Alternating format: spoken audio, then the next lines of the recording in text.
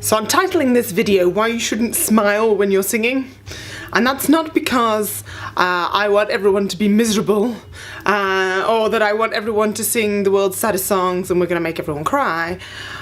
What I'm gonna be talking about is mouth shape when you're singing. Now, what causes a lot of issues for some singers when they get to high notes is that suddenly all of their words, all of their vowels suddenly turn into this shape.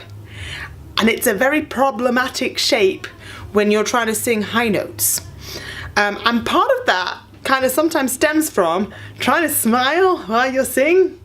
I know when I was at school, I was taught in the choir, when you sing you should always smile and you should sing everything like this and that'll make everything bright and lovely and wonderful. But what in reality that actually does is it makes it very difficult for you to transition into the higher parts of your voice.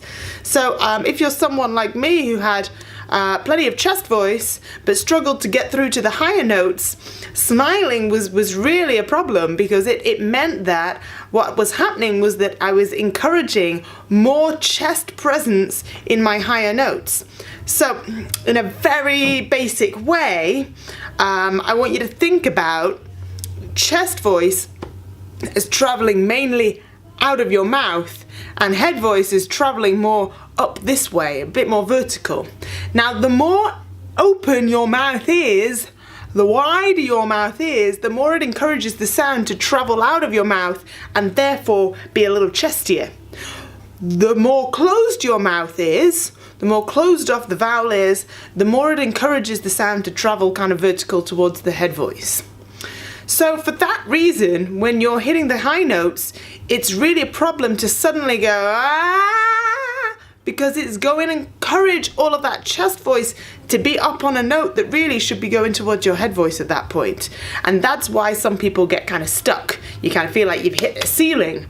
And if you can very simply narrow down that vowel and maybe open your mouth this way instead of this way, you may well find that that transition up to those higher notes becomes a lot easier to find. Now this information is actually useful on the flip side as well. If you're someone who's struggling to get into your chest voice, you might find that on those lower notes it's going to be a little bit easier if you keep everything just a little bit more open, a little wider, because it's going to encourage a little bit more chest voice.